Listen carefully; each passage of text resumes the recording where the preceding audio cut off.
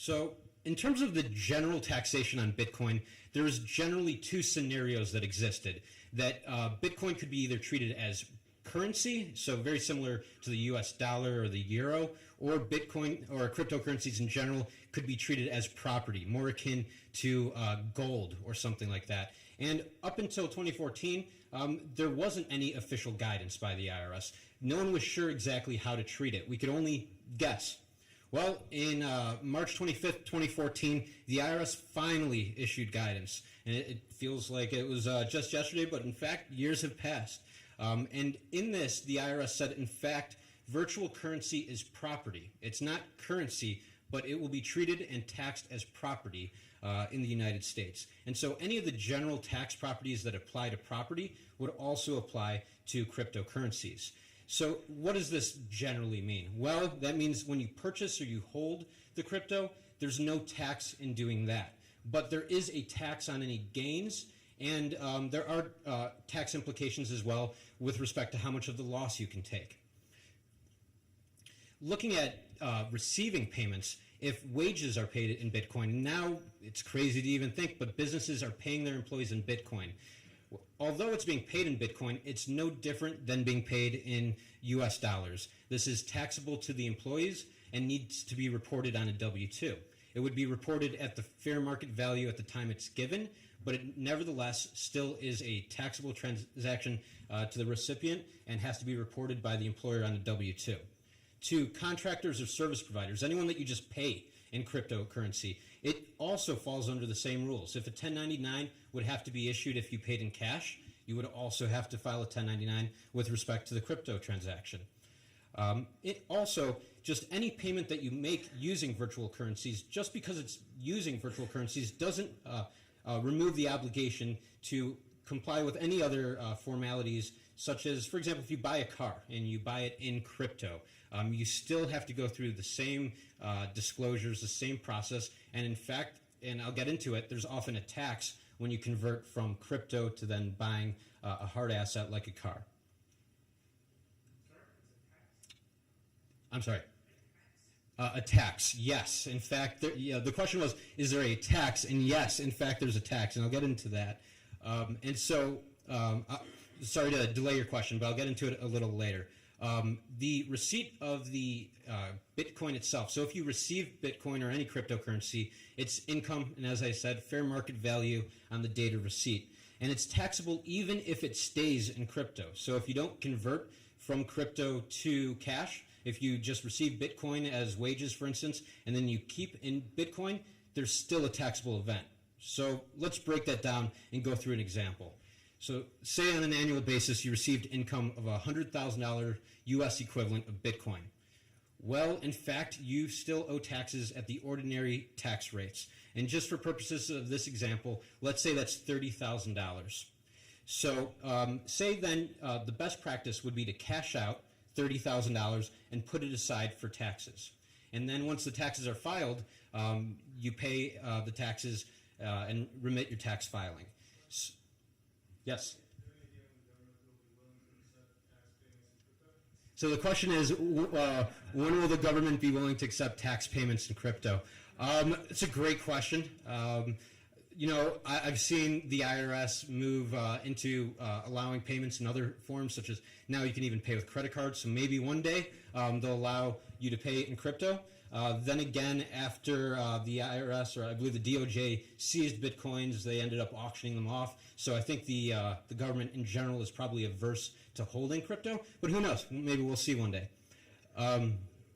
So there's a tax due whenever you receive any income. And just a general best practice would be to put the money aside to cash out the equivalent of the amount that's due in taxes, and then put that aside for your tax payments. So under this hypothetical, what if 1 year later you sell the remainder for $200,000? So at that point, you had sold, originally you had sold $30,000. So your original basis, or the cost value, was $70,000, and then you sold for $200,000 a year later. In this, you would owe taxes on the ordinary income originally when you received the income, but then there would be a second tax when you sell the Bitcoin at a gain. And so here you've got a $130,000 gain where you'd be taxed on that as well. And so often when paid as in income in crypto, there's often two taxes, both on the receipt and then also when you go to sell it. There is. And you knew exactly. The question is there short and long-term capital gains? And that's actually where we are now. And so as part of the IRS's determination that crypto is to be taxed as property, there was actually some favorable aspects of this, especially for those that are investing in cryptocurrency. And since it's characterized as property, it does fall under either long-term or short-term capital gains. So for property that's held for longer than a year, taxpayers don't pay their ordinary tax rate, the same tax rate that they would pay on wages. They pay a long-term capital gain rate, which is generally 15 or 20%. Compare that to the ordinary tax rates, which could be 30, 40%, depending on the tax bracket. If you hold the crypto for less than a year, then you are still taxed at the ordinary tax rates. So if you sell within a year, short-term rates, just ordinary, long-term capital gains.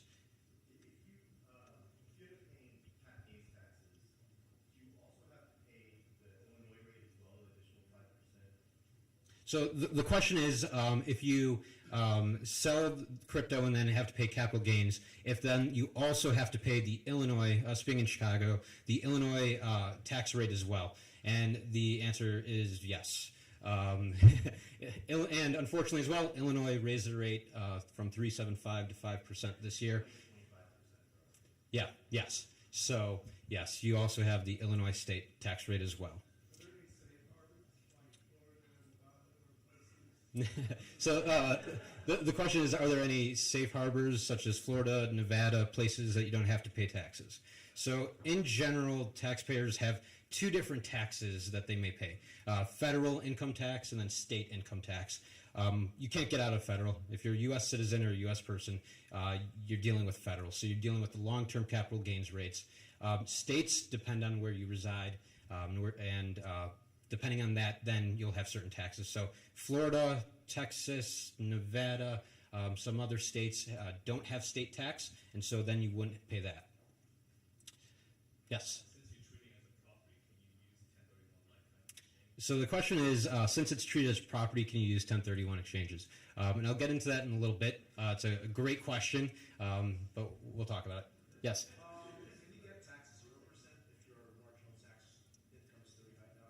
So the question is, can you be taxed 0% if your marginal income is $35,000? So basically, if you're under the threshold to have to pay taxes, if your ordinary tax rate would have otherwise been zero, are you still now in there? Well, the sale of the transaction will go towards your income, towards your AGI, adjusted gross income, and that drives the tax rate. And so if that is over the 35 or whatever the threshold is, in fact, you'll pay taxes. If you still are under, then you won't. All the way in the back.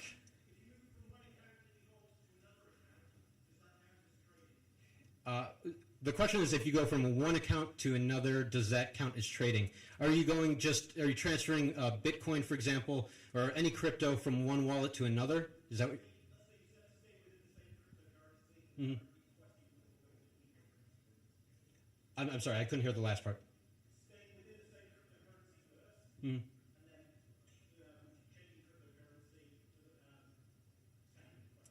Sure. So I guess I'll break it apart. The question is, if you stay in the same crypto, then and move from exchange to exchange, or also add in wallet to wallet, or if you go from one crypto to another, does that give rise to tax implications? So first question, if you're moving from exchange to exchange or wallet to wallet, that isn't. That's just changing the location of your property, essentially. So no tax implications there. Going from one crypto to another, yes. And that's where the area of 1031 exchanges come into. And I guess let's just jump into 1031 exchanges. All right. So say you've got $1,000 value of Bitcoin, but you want to buy $1,000 value of Ethereum. And so, in fact, what you're going to end up doing is selling that Bitcoin for cash, and then that cash then gets used to buy Ethereum. And so what if, for example, in a hypothetical, you originally bought the Bitcoin for $100, now it's worth $1,000. So you have a gain of $900. So because, in fact, this transaction is broken into a couple different parts. You don't go directly from Bitcoin to Ethereum. The Bitcoin is sold, and then that cash is used to buy Ethereum. So, in fact, there's a gain. And in this hypothetical, there would be a $900 gain going from $100 basis or cost to then $1,000. It looks like Facebook Live is not working. Is that the not working? So who determines that it was an actual, you go from actual Bitcoin to then cash and then to Ethereum? Can it not go directly from Bitcoin to Ethereum? Well, hypothetically speaking, so if there's some sort of mechanism that converted the two from one to the other, hypothetically, even then the IRS wouldn't characterize it as going from what's called a like-kind exchange. And so what you're talking about is the idea of a like-kind exchange. And that's when you take one property and you convert it to another. This is very common with real estate. So you'll often see people that sell one property and then buy another and don't have to record a taxable event or taxable income as a result of that. And that's called a 1031, it's the IRC section, like-kind exchange. And under this, generally what would happen is you don't pay taxes. But the most practitioners don't view Bitcoin as being, or cryptocurrencies in general, as being eligible for like-kind exchange because the two coins aren't of comparable likeness. That they, and I know you can shake your heads and think it's crazy, all right, but that going from one to another is actually substantially changing form. Have a question back there?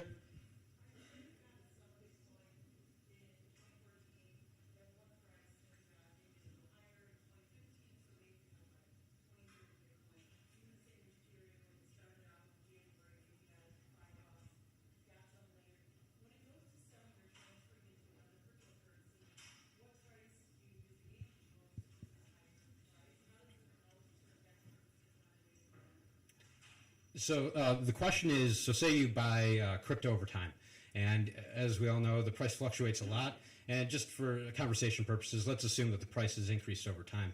And so over the last few years, you've bought crypto, and that price has increased. Now we're switching, we're going from Bitcoin to Ethereum. What is the cost basis? Is it the last highest price? Is it the first price? Is it the average? Well, in fact, it's all of the prices. It's whatever the price was whenever you purchased it. That is the cost basis for that Bitcoin or crypto or fraction thereof. And so it's all based on the date that it's purchased. Then that creates the cost basis. If you didn't sell it all, if you only sold a portion of it, so say you bought $100,000 worth of Bitcoin over the course of 2 years, but then you only sell half of it. Well, then, are you selling it at the most recent values, or are you selling it at the oldest values? And in this case, what you do, or your CPA would do, is determine a cost allocation method, generally FIFO or LIFO, where either it's the first item in is the first one out, so we sell the oldest inventory first, and then we just stay on the pattern of that, or we do LIFO, last in, first out, and then the last item we sell, or I'm sorry, the last crypto that we bought would be the first ones to be sold. In that type of situation, if we do LIFO, the gain is smaller. And most immediately, the gain is smaller, assuming, of course, that the price has increased over time. If we do FIFO, assuming that the price 2 years ago was much less, then your gain is much greater. You pay much more in taxes. But it's often, too, just a timing question, because if you're going to sell it all over time, you're going to record the gain at some point. And so do you do so now or later on? The most important thing here is just being consistent. So if you choose LIFO or FIFO, you stick with LIFO or FIFO. You don't change every year.